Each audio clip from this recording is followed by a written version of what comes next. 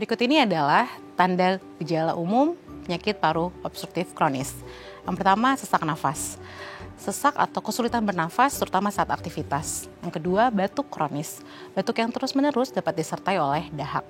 Ketiga, mengi. Suatu bunyi nafas yang bersiul itu bisa menandakan suatu penyempitan saluran nafas. Yang keempat, kelelahan. Kelelahan yang berarti atau kehabisan energi. Yang kelima, nyeri dada saat menarik nafas. Dada akan terasa lebih sakit ketika kita menarik nafas. Yang keenam adalah penurunan berat badan. Adanya penurunan berat badan yang tidak berarti. Kemudian terakhir adalah bengkak. Terdapat pembengkakan yang bisa terjadi pada tungkai kaki maupun lutut. Baik, Anda masih bersama kami di Bincang Sehati dan kita masih membahas tema kita hari ini seputar penyakit paru obstruktif kronis atau PPOK. Nah, kalau Anda punya pertanyaan seputar tema kita hari ini, boleh tanya-tanya di 021-290-3244 atau DM Instagram kami di @bincang-sehati.tv. Kita masih bersama dengan Dr. Maria Dewi Kathleen SPP, dokter spesialis paru dari Rumah Sakit IMC Cikarang. Oke dok, PPOK, penyakit paru obstruktif kronis. Ini kalau ada kronisnya, orang itu saya agak gimana ya, desperado gitu ya. Karena kalau kronis itu biasanya itu kayak udah menahun, panjang, dan mostly itu kayak simptomnya itu orang nggak kerasa tiba-tiba ya, makanya disebutnya kronis gitu ya, menahun. Kadang-kadang tubuh mencoba beradaptasi atau mengompensasi. Nah, kalau PPOK ini sendiri kondisinya seperti apa sih dok? Oke, jadi PPOK kepanjangan yang tadi ya, jadi dari situ kita sebenarnya bisa tahu dia adalah satu penyakit paru obstruktif kronis. Jadi suatu penyakit yang ada di paru yang dia bersifat obstruktif. Obstruktif itu apa? Berarti adanya suatu hambatan dari saluran nafas atau aliran nafas ya kan, yang bersifatnya kronis. Ya, jadi memang ini sudah berlangsung lama. Kemudian efeknya baru terasa sekarang seperti itu dan sudah terus ongoing, terus menerus dan baru terasa. Jadi suatu yang kronis lah, bukan yang tiba-tiba langsung sesak seperti itu, enggak. Jadi memang dia adalah suatu penyakit paru yang disebabkan oleh inflamasi yang terus-menerus berkepanjangan akibat paparan biasanya ya. Biasanya akibat paparan pasti ada sesuatu yang menyebabkan aliran udara itu terhambat tapi tidak dapat kembali lagi. Beda dengan asma. Asma kan juga ada suatu hambatan saluran udara ya, saluran nafas ya. Tapi dia bisa kembali lagi, bisa balik lagi. Tapi kalau untuk PPOK dia sifatnya lebih irreversible, jadi tidak bisa kembali lagi dan kronis. Oh, oke. Kalau menghubungkan dengan segmen sebelumnya bahwa sistem di pernapasan kita ini kan dari hidung yang tidak hanya langsung lanjut ke paru tapi ada beberapa organ-organ yang dilewati tadi ya. Nah, si obstruktifnya ini hanya terjadi di parunya saja atau di sepanjang jalur itu juga bisa terjadi atau gimana? Jadi kalau kita ngomongin obstruktif itu berarti di saluran. Berarti dari tenggorokan, trakea. Jadi dari trakea dia nanti membelah, kalau kita tahu bronkus utama kanan, utama kiri. Kemudian dia membelah lagi kan, jadi cabang-cabang kecil bronkiolus sampai akhirnya dia ketemu di gelombang udara atau kita sebut alveoli. Itu adalah bagian parenkum paru. Jadi kalau kita bahas obstruktif itu di salurannya, di daerah bronkusnya ya. Makanya kalau obstruktif ya kita bahas di situ. Kalau restriktif nanti di bagian gelembung bagian parenkim parunya.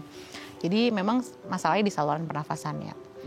Ada sumbatan atau ada ya itu inflamasi yang terus-menerus. Mungkin kan kehirup suatu udara yang terus-menerus dalam jangka waktu yang lama.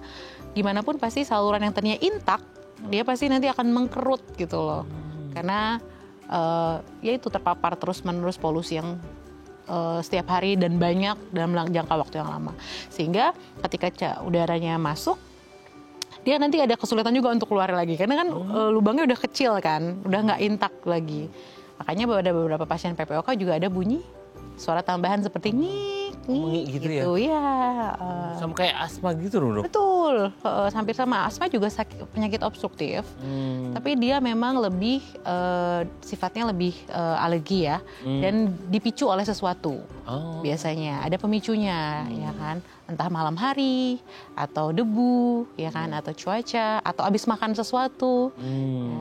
Dan setelah itu kalau kita obati dia bisa kembali lagi, jadi bisa reversible lagi, bisa intak lagi saluran nafasnya. Tapi kalau PPOK karena dia sudah kronis, sudah lama, dia sifatnya tidak bisa kembali.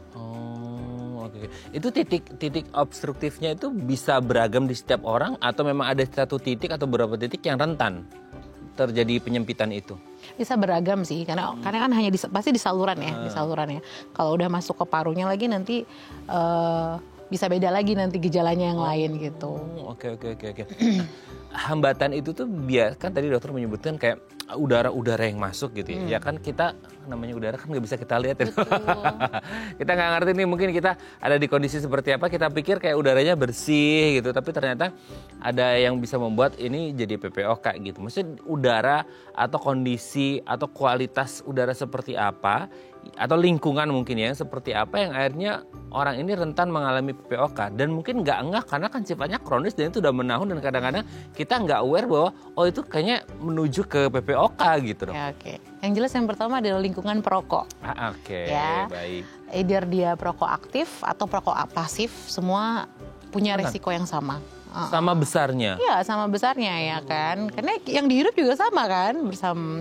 Jadi yang pertama itu lingkungan di mana memang ada perokok ya, menghisap rokok terus menerus gitu kan, lama, dalam jangka waktu lama, itu pasti akan menyebabkan salah satu faktor risiko utama PPOK. Kemudian lingkungan itu sebenarnya lebih ke lingkungan kerja ya, seperti di pabrik-pabrik ya yang memang menghasilkan limbah polusi udara seperti itu. Atau juga bisa pada kondisi di mana nggak harus pabrik ya, kayak petani dia menggunakan dia membakar hasil-hasil sisa-sisaannya dengan jadi pembakaran zaman dulu gitu loh. Itu juga bisa kan udara batang-batang padinya gitu-gitu. Kayak gitu. Itu juga salah satu yang bisa menyebabkan resiko dari PPOK ini.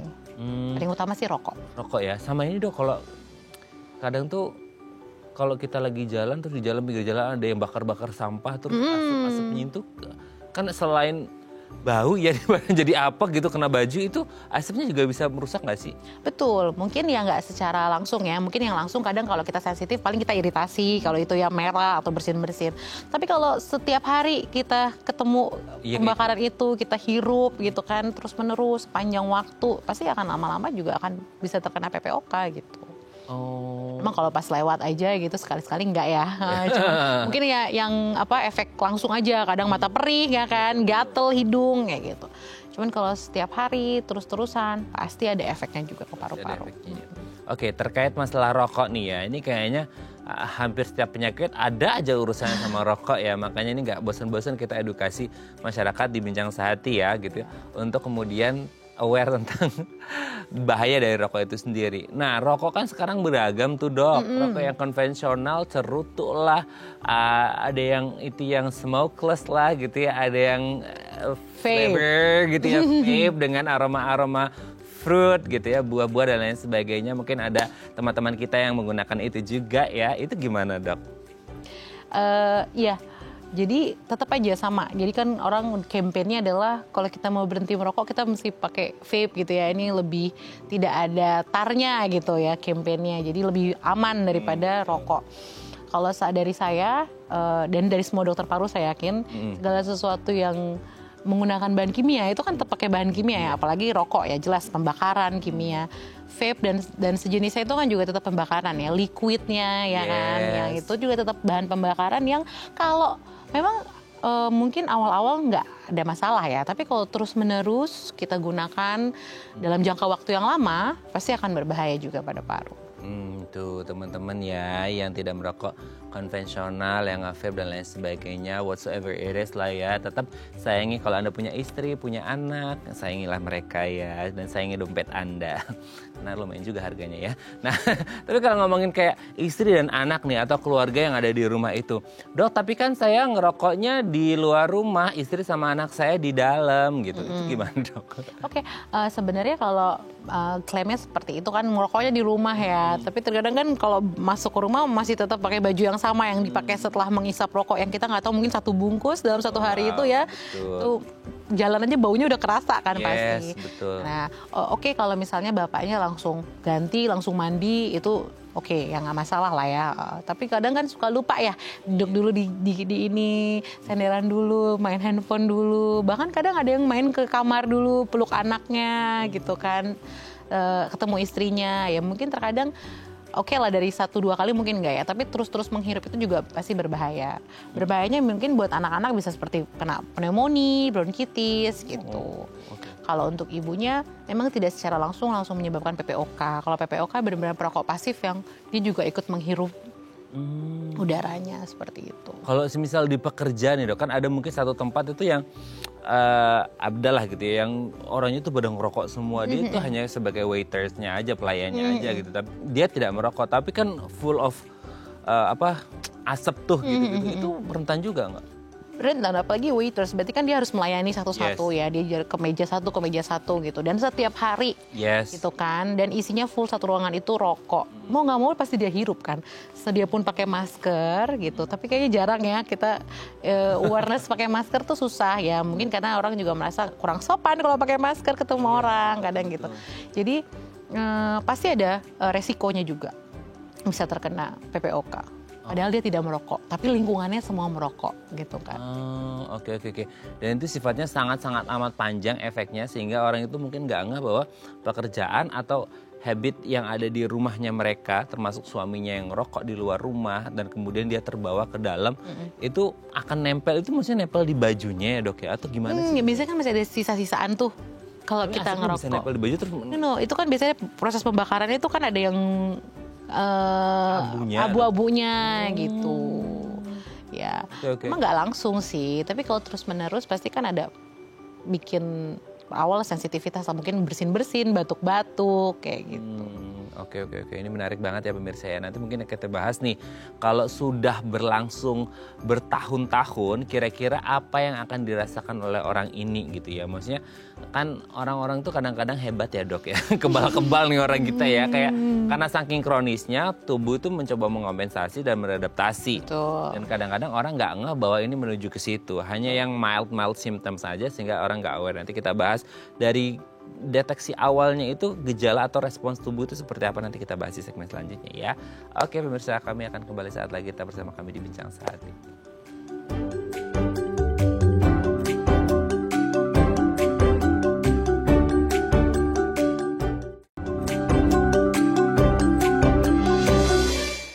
Baik, masih bersama kami di Bincang Sehati dan kita masih membahas sama kita hari ini seputar penyakit paru obstruktif kronis atau PPOK. Nah, kalau Anda punya pertanyaan seputar tema kita hari ini, boleh ya tanya-tanya di 021 290 3244 atau DM Instagram kami di @bincangsahati.tv. Kita masih bersama dengan Dr. Maria Dewi Kathleen SPP, dokter spesialis paru dari Rumah Sakit IMC Cikarang. Oke dok, masalahnya itu kadang-kadang kalau kita ngelihat satu penyakit kronis ya, kalau akut mungkin orang kayak ada anomali dalam tubuhnya, mereka langsung respon dan biasanya langsung berat kan kalau akut gitu ya. Nah masalahnya itu kalau kronis, orang jadi permisif ya sama tubuhnya ya. Iya gitu. Jadi awareness-nya tuh agak kurang karena mungkin tubuh ya lagi-lagi ya mencoba mengompensasi atau beradaptasi dengan itu. Karena pasti kalau kronis itu biasanya kan simptomnya itu yang mild banget, yang ringan-ringan banget. Nah, sebenarnya kalau kita ngomongin PPOK sebelum akhirnya sampai menahun yang proses yang panjang itu, tubuh tuh di awal-awal ada nggak sih respon atau alarm yang diberikan oleh tubuh kita, maksudnya gejala klinisnya, atau ini baru akan muncul setelah mungkin stadiumnya udah mulai lanjut gitu, atau gimana? Sebenarnya gejala-gejala umum PPOK pada dasarnya memang secara prevalensi dia akan muncul di usia 40 tahun ke atas. Ya, jadi biasanya jadi masih lama ya. Jadi memang secara prevalensi banyak terjadi pada laki-laki dan di usia di atas 40 tahun. Nah, dan biasanya memang perokok aktif gitu. Jadi buat para laki-laki nih yang udah mau mendekati mungkin bisa lebih aware kan. Kalau sebelumnya kan mungkin kenceng aja gitu ya. Nah, tapi memang ada gejala-gejala yang perlu kita perhatikan. Gejalanya ini adalah yang paling penting, pertama sesak nafas. Sesak itu kan berarti suatu kesulitan ya dalam bernafas gitu. Jadi ada satu hambatan kayak nggak nyaman gitulah intinya. Nafasnya jadi tidak terasa nyaman, berat. Nah, sesak nafasnya ini mungkin kalau di awal dia terasa ketika melakukan aktivitas aja. Jadi misalnya aktivitas berat kayak naik tangga, yang biasanya tuh aman tapi kok sudah mulai agak harus naik nafas lagi nih, udah agak ngos-ngosan gitu.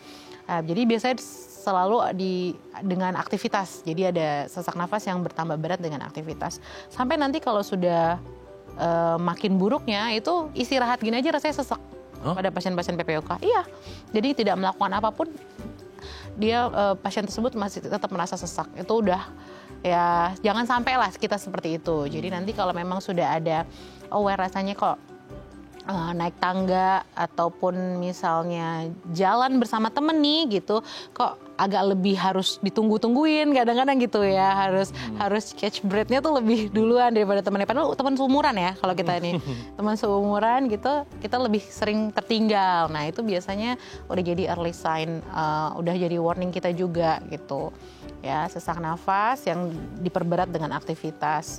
Kemudian biasanya batuk memang, batuk kronis, makanya ada kronisnya. Batuk kronis itu adalah batuk yang terus-menerus hilang timbul sih sebenarnya. Kalau kita, karena kalau aku tanya pasien tuh jarang juga ada yang batuk terus-menerus ya.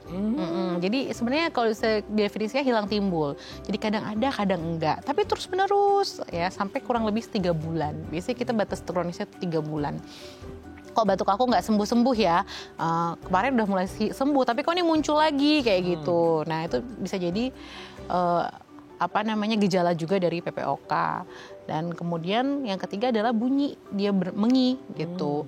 Aku dulu nggak ada riwayat asma, kok tiba-tiba ada bunyi. Ya itu juga bisa salah satu sign dari PPOK gitu. Yang nggak punya riwayat asma gitu kan, kok sekarang terutama malam hari dok udah mulai ada bunyi ngik-ngik ya kayak gitu. Itu juga biasanya salah satu tanda dari PPOK gitu. Oke. Dok, kalau semisal kayak kan tadi akan berat ketika tadi ya pria lebih dari 40 tahun dan perokok aktif ya. Nah, kalau kayak ngos-ngosan terus kemudian yang tadi beberapa disebutkan, kan orang pikirnya kayak, "Dok, itu juga kayak beberapa gejala yang mungkin hal-hal yang akan dialami orang yang menuju ke umur yang lebih senior kan gitu." Nah, bedanya antara kayak ngos-ngosan ataupun batuk tadi yang mungkin juga hilang timbul sama batuk yang biasa sama ngos-ngosan yang lain di luar PPOK itu biasanya sama persis batuk atau ngos-ngosannya atau ada pembeda? Jadi memang kadang ini jadi kalau yang nggak terlalu ngeh, jadi rasanya semuanya bisa campur aduk ya. Ini yang mana nih gitu ya. Memang pasien juga terkadang datang ya memang dia kadang setelah dari dokter jantung dia datang ke dokter paru. Dia pengen tahu karena sesak itu kan bisa dua-duanya ya. Ya, memang kalau setelah usia 40 ada baiknya seperti yang tadi Mas Radhi bilang kita MCU. Jadi tetap kita screening semuanya. Kita pastikan memang dari jantungnya juga tidak ada masalah gitu atau dari parunya. Jadi kalau mau membedakan sebenarnya pada penyakit-penyakit jantung biasanya memang sesaknya juga diperberat oleh aktivitas ya kan. Itu pasien jantung juga sama nih sama kayak PPOK. Tapi membedakan terkadang pada pasien jantung itu dia butuh kalau untuk tidur dia susah untuk terlentang. Jadi biasanya dia ada bantal yang ganjel 3. Ya itu biasanya ya. Tapi terkadang pasien nggak ngeh juga gitu ya, jadi dia nggak tahu. Mungkin dia kadang juga mikir, ini mungkin karena aku udah kelebihan berat badan kali ya, naik tangga jadi udah mulai ngos-ngosan. Ada juga kan kayak gitu. Jadi dianggap ya udahlah gitu, sepele, maksudnya bukan suatu hal yang terlalu gimana. Sampai akhirnya pas datang, biasanya ke saya udah sesak banget, baru deh akhirnya mengetahui kalau berarti selama ini udah kena PPOK kayak gitu. Masalahnya itu kadang orang nggak ngehnya itu ya, akhirnya datang dan makanya banyak orang tuh yang belum aware dengan kesehatan dengan memeriksakan diri sendiri itu juga sangat penting. Kan orang Indonesia strong ya.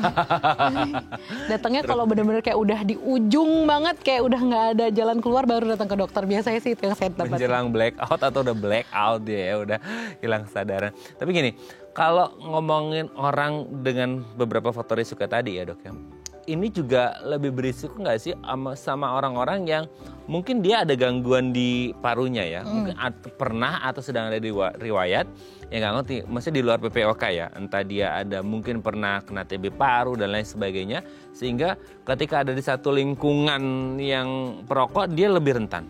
Jelas, benar, betul sekali. Jadi nggak hanya pasien karena merokok gitu ya, tapi dengan pasien-pasien yang memang dari kecil udah ada riwayat asma, tapi asmanya ini nggak terkontrol gitu loh. Jadi tidak diperiksakan, tidak dikontrol dengan obat, jadi sering kambuh-kambuhan. Itu kan menyebabkan bagaimanapun pasti ada efek pada paru-parunya ya, salurannya ya kan, efek paru-parunya, salurannya yang mungkin nggak bisa balik lagi seperti PPOK. Jadi biasanya pada pasien-pasien yang sudah tahu ada asma tapi tidak terkontrol, dia punya juga resiko yang tinggi untuk terkena PPOK. Kemudian pasien-pasien dengan bekas TB, dengan infeksi TB, itu kan seperti yang pernah kita bahas, dia punya pasti kerusakan ya, namanya juga dia ada infeksi, luka, pasti ada bekasnya. ya. Jadi mereka juga rentan terkena PPOK karena kondisi parunya juga sudah tidak baik gitu dibanding pasien orang-orang yang tidak pernah terkena gitu. Jadi memang ada faktor risiko juga pasien dengan bekas TB kemudian dengan asma yang tidak terkontrol tuh bisa at the end bisa jadi PPOK gitu. Oke Dok, sebelum lanjut ini ada penelpon, kita sapa terlebih dahulu ya. Halo, selamat pagi. Dengan siapa di mana? Dengan Bu Jasmini di Bengkulu. Ibu siapa Bu? Bu Jasmini. Tasmini. Iya. Di Bengkulu ya. Oke, silakan Bu Tasmini di Bengkulu mau tanya apa ke Dokter Maria, silakan. Mau tanya ini, paru-paru aku kan infeksi sama lambungnya infeksi juga. Terus jantungnya pembengkakan jantung itu gimana ya? Apa bebarengan itu apa gimana ya maksudnya? Oh, maksudnya Bu Tasmini ini parunya ada infeksi. Ya, dan ada riwayat asam lambung sama jantungnya bengkak gitu. Maksudnya itu saling berhubungan atau enggak gitu ya atau gimana? Iya, gitu ya. Oh, gitu. Oke, dokter ada yang ditanyakan, Dok? Oke, ya terima kasih Ibu untuk pertanyaannya. Sebelum dijawab dokter ada ditanyakan dulu kondisinya dulu, nanti kita jawabnya sama saya. Enggak, sudah jelas ya. Oke, terima kasih Bu Tasmini yang ada di Bengkulu, kita akan coba jawab, tapi nanti kita jawabnya setelah break ya Bu ya. Iya. Terima kasih Bu Tasmini yang ada di Bengkulu. Oke Dok, nanti kita jawabnya setelah break ya Dok ya. Oke pemirsa, kami akan kembali saat lagi, kita bersama kami di Bincang Sehati.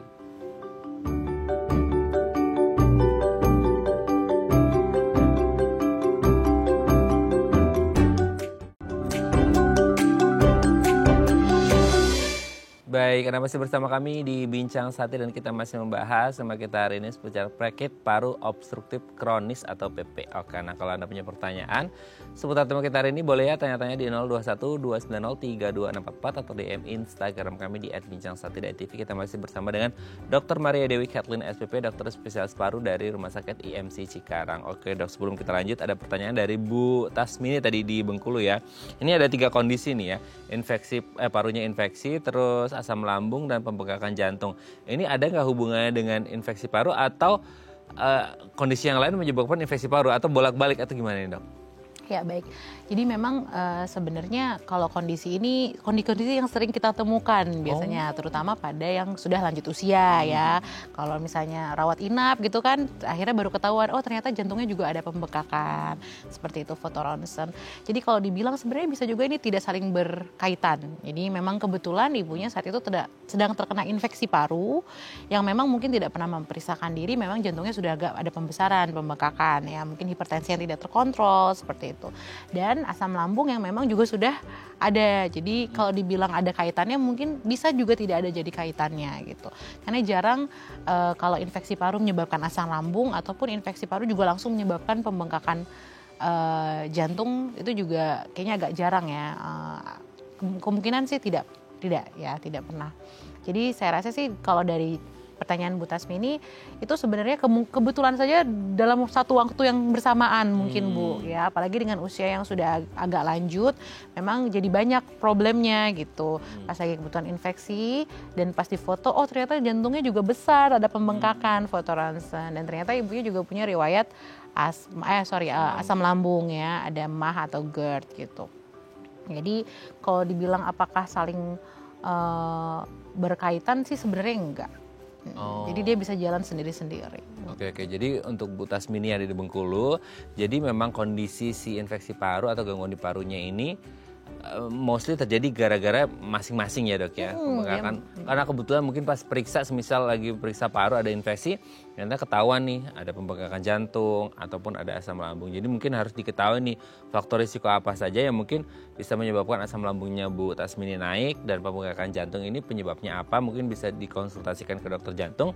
Dan khusus untuk infeksi di parunya ya harus konsultasi ke dokter parunya untuk mengetahui penyebab dan gimana cara mengatasinya. Tapi intinya kemungkinan besar tidak ada saling hubungannya gitu ya. Tapi kalau untuk orang yang mungkin sudah senior, lumayan lanjut gitu ya, itu memang ada beberapa faktor risiko karena proses agingnya atau penuaan degeneratifnya ya. Oke, semoga sehat selalu ya Bu Tasmini yang ada di Bengkulu dan semoga bisa segera langsung konsultasi ke dokternya masing-masing. Terima kasih sudah menghubungi kami dan sehat selalu ya untuk keluarga besar di Bengkulu. Oke Dok, ini ada DM ya, kita lanjut DM. Ini dari Ibu Usi. Agak panjang bentar ya Dok ya. Dok, usia saya sekarang tuh 61. Dan sedari muda itu perokok berat dari muda sekitar Oh, dari muda udah perokok tapi yang beratnya sekitar 10 tahun yang lalu. Sekarang tuh sering banget batuk-batuk terutama pas pagi, cuaca dingin dan baru mandi. Oh, baru mandi juga ada dok ya? Oke, apa sudah selama itu berhenti? Oh, maksudnya tuh perokok berat dari muda tapi udah berhenti sejak 10 tahun yang lalu. Tapi efeknya tuh masih sampai sekarang. Apakah sudah selama itu berhenti merokoknya efeknya masih ada? Itu bukan BPOK ya atau gimana dok? Oh ya, jadi masih memungkinkan sekali. Ibu siapa tadi namanya? Bu Usi. Bu Usi, terima kasih untuk 10 tahun pada pertanyaannya. udah berhenti. Ya, jadi banyak juga kejadian. Ini tadi sebenarnya mau saya bahas, tapi udah Oh, ditanya atau iya. Jadi ada kejadian banyak pasien juga datang ke saya udah berhenti dok 20 tahun. Dulu misalnya datang sudah umur 50 gitu ya. Jadi 30 saya udah berhenti, tapi udah merokok dari 20. Tapi 10 tahun saya memang aktif gitu. Tapi saya udah berhenti dok gitu. Terus tapi beliau datang dengan kondisi seperti itu, sama seperti ibu ini. Nah, batuk, terutama batuknya di pagi hari atau di malam hari. Kok batuknya nggak hilang-hilang gitu, bukan hanya batuk yang infeksi kita paru, misalnya ispas seperti itu. Kemudian udah ada keluhan dia mulai sesek sedikit. Jalan ke kamar mandi kok udah agak ngepan ya ini ya gitu. Atau ya itu jalan sama temen udah mulai agak sering tertinggal gitu. Pasti terasa nggak enak deh sampai akhirnya datang ke dokter kan. Memeriksakan. Jadi memang itulah salah satu kenapa rokok menjadi faktor utama PPOK. Jadi walaupun sudah berhenti dalam sekian rentang waktu, itu prosesnya terus bisa berjalan sampai akhirnya terasa terjadi PPOK gitu. Jadi banyak pasien-pasien yang datang ke saya sudah berhenti rokok, bebas rokok gitu, tapi dia datang akhirnya setelah udah usia ya 40 tahun ke atas dengan riwayat rokok memang sebelumnya ada gejala ke arah PPOK. Jadi itu sangat masih memungkinkan. Gitu. Ini jadi menarik ya kasusnya ya. Kayak udah berhenti dan orang pikir kayak, dok udah 10 tahun paru saya bisa bersih lah gitu. Tapi berarti kondisi paru orang pasca berhenti merokok itu kayak mana dok? Maksudnya masih quote-unquote kotor kah atau gimana? Pasti gimana pun kan, apalagi misalnya rokok 10 tahun ya. 10 tahun dalam sehari itu misalnya berapa bungkus? Misalnya 1 bungkus lah isi yang 20. Bisa bayangin berarti hampir 10 tahun tuh berapa banyak batang rokok yang dipakai yang numpuk semua udaranya, sisa-sisa asapnya yang kita hirup terus menerus sama 10 tahun. Itu pasti dia akan menyebabkan inflamasi ya pertama gitu. Yang tidak disadari dari inflamasi yang terus menerus itu pasti ada luka. Jadi yang tadinya saluran nafasnya intak, dia pasti nggak akan intak lagi. Pasti beda. Tapi udah berhenti nih misalnya. Nah, makanya kita bilang irreversible karena dia tidak akan kembali lagi. Tidak bisa kembali lagi, dia akan terus gitu. Dan dengan sejalannya waktu, dengan tambahnya usia, barulah muncul tuh keluhan yang lebih dirasakan, ya kan? Baru datang ke dokter. Jadi memang itu salah satu penyebab PPOK juga banyak di dunia ini, yaitu karena bekas perokok juga tinggi pada PPOK. Padahal rasanya kan udah berhenti merokok ya. Jadi ya buat ibu yang bertanya kan nggak apa-apa bu, nanti diperiksakan saja ke dokter. Jadi istilahnya supaya kita meminimalisir terjadi efek yang lebih, maksudnya kondisi yang lebih buruk gitu. Jadi boleh silahkan konsultasi ke dokter paru terdekat. Itu nggak bisa dibersihin deh, tetap nggak bisa. Oke, sayangnya seperti itu ya. Jadi memang harus dari muda atau dari dini jangan merokok sama sekali, sayangnya paru Anda. Terima kasih sudah menghubungi kami ya Bu Usia, dan semoga sehat selalu. Oke dok, nanti kita lanjut lagi di segmen terakhir ya. Nggak keras dong segmen terakhir kita dok ya. Oke, pemirsa, kami akan kembali saat lagi, kita bersama kami di Bincang Saat ini.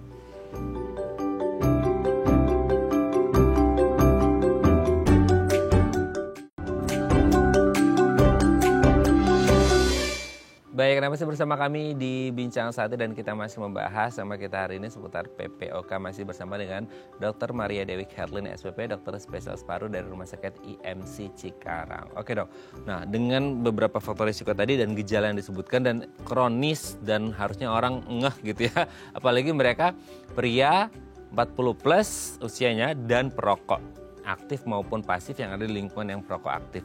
Ini kan jadi faktor risikonya. Untuk menegakkan diagnosis bahwa saya PPOK dok, kan kita nggak boleh self-diagnose ya.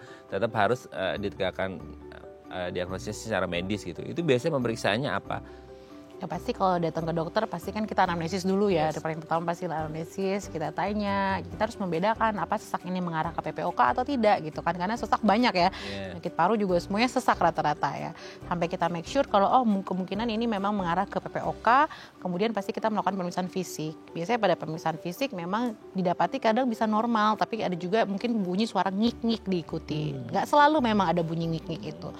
Ya, kemudian biasanya kita akan lakukan pertama menilai fungsi paru, yaitu adalah spirometri. Ini yang paling utama. Jadi goal diagnosis itu dengan spirometri. Spirometri itu kalau kita MCU pasti tahu yang tarik nafas terus dibuang dalam 1 detik secepat-cepatnya gitu kan. Atau untuk mengetahui bagaimana fungsi paru itu. Jadi ketika udara kita masukkan secepat-cepatnya, apakah kita juga bisa keluarkan dengan sama? Itu kan kita bisa mengetahui ya bagaimana saluran tersebut masih bagus atau enggak intinya. Jadi dilihatnya seperti itu. Jadi kalau salurannya sudah tidak intak seperti itu, harusnya pas kita masuk dia keluarnya akan lebih susah. Jadi nggak kalau perbandingannya lebih dari kurang dari 70% gitu. Jadi yang masuk sama yang keluar itu biasanya kita udah mengarah ke PPOK. Menyebutnya PPOK. Jadi memang kita menggunakan spirometri itu untuk mendiagnosis pasien-pasien PPOK. Terlepas dari situ mungkin foto ronsen juga kita butuhkan ya kan, walaupun biasanya gambarannya biasanya normal, atau ada yang khas namanya barrel chest. Jadi dia gambarannya tuh kayak lebih, kalau PPOK kan istilahnya tuh paru longgar gitu loh ya. Jadi dia kayak agak lebih turun seperti itu. Gambaran khasnya biasanya salah satunya seperti itu. Itu sih CT scan yang lain foto toraks juga boleh. Kelihatan nggak sih, Dok? Foto toraks nggak secara spesifik nggak, tapi salah satunya itu gambarannya kita sebutnya emphysematus lung, jadi kayak gambaran barrel chest gitu, jadi lebih kayak turun gitu, longgar, kayak paru-parunya longgar gitu. Biasanya itu, tapi memang tidak semua pasien itu kayak biasanya yang udah lebih lanjut. Ya, biasanya normal foto ronsennya, tapi ya kita lebih gali ke klinisnya, ya kan, riwayatnya sama spirometri yang paling utama. Ya. Oke, setelah diperiksa terus didiagnosis bahwa ini beneran PPOK gitu ya, sudah sangat kronis. Ini biasanya penanganannya seperti apa? Mengingat tadi kan Dokter Maria menyebutkan ini irreversible nih, nggak bisa regenerate, nggak bisa balik lagi nih intaknya gitu. Nah itu gimana? Jadi memang pengobatan pada PPOK itu tujuannya kita mengurangi gejala sama mempertahankan fungsi ya, supaya tidak sampai yang jelek banget fungsi parunya ya kan. Kan dari angka tersebut kita tahu fungsi parunya misalnya dia di cut off-nya itu 70 ke bawah ya. Misalnya dia di 50 gitu. Jangan sampai dia sampai 40 sampai 30 gitu kan. Jadi kita mempertahankan itu. Memang tidak untuk menyembuhkan seperti itu. Tata laksana pada PPOK pertama pasti obat ya. Kita sebutnya obat-obat bronchodilator. Salah satu dengan menggunakan inhaler. Jadi sama kayak pasien asma juga. Betul. Ya, jadi kita menggunakan pelega nafas ya, dan juga ada kortikosteroidnya. Itu biasanya rutin pada pasien PPOK. Rutin, kemudian yang kedua juga kalau memang ada infeksi atau apa ya harus kita tangani juga infeksinya. Karena pada pasien PPOK dia akan lebih rentan terkena infeksi. Kan udah jelek banget ya parunya, jadi lebih rentan. Biasanya kita tambahkan antibiotik ya yang sesuai gitu. Kemudian juga dengan rehab paru gitu. Jadi fisioterapi ya, sehingga setidaknya fungsi atau kualitas parunya itu juga tidak makin jelek ya. Jadi biasanya ada fisioterapi, ada rehabnya gitu. Kemudian biasanya kita ini juga dengan vaksin. Ya, pada pasien-pasien PPOK kita sarankan untuk vaksin karena memang mereka akan rentan karena infeksi. Jadi vaksin influenza, vaksin pneumonia itu boleh. Karena kalau udah kena infeksi kemudian ada PPOK itu biasanya agak penanganannya agak lebih susah ya, ada lebih lama, lebih panjang. Jadi kalau bisa jangan sampai terkena infeksi, salah satunya seperti itu. Oke, nah untuk kayak yang penggunaan inhaler ataupun kayak obat oralnya, obat minumnya, itu kayak by symptom aja ketika muncul atau memang akan harian terus secara untuk memaintain itu atau gimana? Pada pasien PPOK biasanya kita harus maintain, jadi harus setiap hari. Harus setiap hari penggunaannya, apalagi kalau yang udah derajatnya udah berat gitu ya, udah fungsi parunya udah kecil gitu, berapa persennya, biasanya dosisnya malah pagi sore 2 kayak gitu, 2 hirup kayak gitu. Dan itu sesak nggak sesak harus dipakai gitu. Maksudnya kan kadang-kadang orang kita udah nggak ada gejala kayaknya stop dulu deh. Itu bisa memperburuk kondisi nggak malah, Dok? Seharusnya bisa ya, karena itu kan ada pengontrolnya juga di situ. Jadi kadang-kadang balik lagi nanti eksaserbasi ya kan, serangan lagi gitu. Karena yang obat yang dipakai untuk kontrolnya tidak dipakai dengan baik sebagai pengontrol gitu, nggak sesuai dengan aturannya gitu. Jadi yang kita cegah adalah supaya tidak jadi eksaserbasi. Nah itu ya, jadi kalau udah ada PPOK dan mendapatkan inhaler atau obat harus terus dipakai dan digunakan meskipun mungkin gejalanya Anda nggak ngerasain lagi. Tapi tetap ya namanya karena ini irreversible, jadi tetap harus dibantu dengan inhaler atau obatnya. Jangan sampai lepas ya, karena bisa jadi kondisinya bisa lebih buruk. Nggak mau dong datang ke dokter Maria lagi, dok kondisinya gini gara-gara lepas ya semuanya ya. Jangan nanti dimarahin sama dokter Maria. Kalau ada eksaserbasi udah jelek jatuhnya. Ya. Oke, thank you dokter Maria. Hari ini kita bahas banyak hal dan semoga ini menjadi pengingat bagi Anda yang masih aktif merokok untuk segera tinggalkan kebiasaan itu demi kesehatan keluarga Anda dan dompet Anda. Terima kasih dok, sehat terus. Salam untuk keluarga di rumah dan teman-teman di IMC Cikarang. Selamat pagi. Oke pemirsa, itu tadi perbincangan kita dengan dokter Maria. Semoga bermanfaat ya, dan jangan lupa untuk terus menyaksikan konten-konten inspiratif kami di platform The iPlus. Saya Raden Martin Syamit. Sampai jumpa dan selamat kembali beraktivitas dari Senin yang indah ini. Sampai jumpa.